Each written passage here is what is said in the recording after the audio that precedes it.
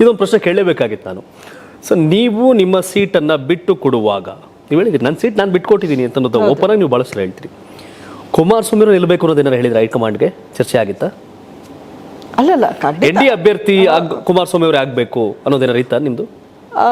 ಅಷ್ಟು ಡೀಪ್ ಆಗಿ ಪಕ್ಷದಲ್ಲಿ ಏನು ಡಿಸ್ಕಷನ್ಸ್ ಆಗಿದೋ ನನ್ನ ಇನ್ವಾಲ್ವ್ಮೆಂಟ್ ಇದ್ದಿಲ್ಲ. ಬಟ್ ಕುಮಾರಸ್ವಾಮಿ ಅವ್ರ ಹೆಸರನ್ನೇ ಪ್ರಸ್ತಾಪ ಮಾಡಿದ್ರು.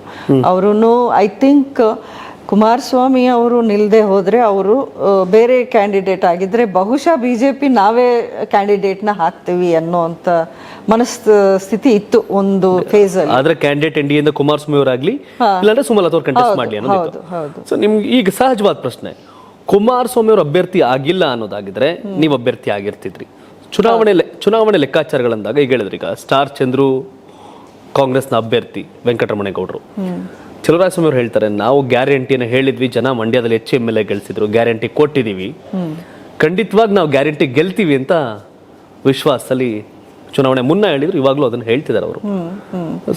ಯಾವ ಕಾನ್ಫಿಡೆನ್ಸ್ ಅನ್ಸುತ್ತೆ ನಿಮ್ಗೆ ಅವ್ರದ್ದು? ಆದ್ರೆ ಇವಾಗ ನೀವು ಈ ಎಲೆಕ್ಷನ್ ಪಕ್ಷದ ಪರವಾಗಿ ಅವರವರ ನಾಯಕರು ಮಾತಾಡಲೇಬೇಕು, ಮಾತಾಡ್ತಾರೆ. ಒಳಗೆ ಅವ್ರಿಗೂ ಒಂದಷ್ಟು ಆತಂಕ ಭಯ ಇದ್ರೂ ಅದನ್ನು ಅವರು ಎಕ್ಸ್ಪ್ರೆಸ್ ಮಾಡ್ಕೊಳ್ಳೋಕೆ ಸಾಧ್ಯ ಇಲ್ಲ.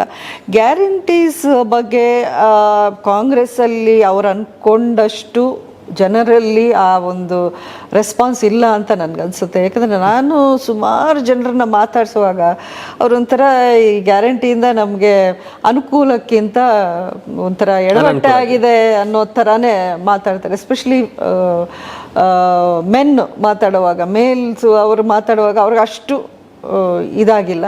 ಮೇ ಬಿ ವಿಮೆನಲ್ಲಿ ಈ 2000 ಅನ್ನೋದು ಅದರಲ್ಲಿ ಪರಿಣಾಮನೇ ಇಲ್ಲ ಅಂತ ಹೇಳಿದ್ರೆ ಸುಳ್ಳಾಗತ್ತೆ. ಅಫ್ಕೋರ್ಸ್ ಅದರ ಒಂದು ಎಫೆಕ್ಟು, ಇಂಪ್ಯಾಕ್ಟು ಎಲ್ಲೋ ಒಂದು ಕಡೆ ನಾವು ಅಸೆಂಬ್ಲಿ ಎಲೆಕ್ಷನಲ್ಲೇ ನೋಡಿದ್ವಿ. ಇದರಲ್ಲೂ ಒಂದು ವೇಳೆ ಆ ಲೆಕ್ಕಾಚಾರ ತಗೊಂಡ್ರೆ ಒಂದು ಪ್ಲಸ್ ಅವ್ರಿಗೆ ಆಗ್ಬೋದೇನೋ. ಬಟ್ ಉಳಿದಂಥ ಡೆವಲಪ್ಮೆಂಟ್ ವರ್ಕ್ಸು ಅಥವಾ ದೇಶದಲ್ಲಿ ನಡೆಯುವಂಥ ಇದು ಎಲೆಕ್ಷನ್, ಇದು ಸ್ಟೇಟಿಗೆ ಸಂಬಂಧಪಟ್ಟಿದ್ದಲ್ಲ ಅನ್ನೋವಂಥ ಒಂದು ಅರಿವು ಅವರಲ್ಲಿ ಇದ್ದರೆ ಖಂಡಿತ ಅದು ವರ್ಕೌಟ್ ಆಗಲ್ಲ. ಈ ಗ್ಯಾರಂಟಿ ಅನ್ನೋದು ಈ ಎಲೆಕ್ಷನ್ಗೆ ಸಂಬಂಧಪಟ್ಟ ಗ್ಯಾರಂಟಿನ ಸಂಪೂರ್ಣ ತಿರಸ್ಕಾರ ಮಾಡ್ತಿಲ್ಲ. ಗಂಡಸರ ವಿಚಾರ ಬಂದಾಗ ಅದನ್ನ ವಿರೋಧ ಮಾಡ್ತಾರೆ. ಹೆಣ್ಮಕ್ಳು ಅಲ್ಪ ಸ್ವಲ್ಪ ಆ ವಿಷಯನ ಒಪ್ಪಿದ್ದಾರೆ.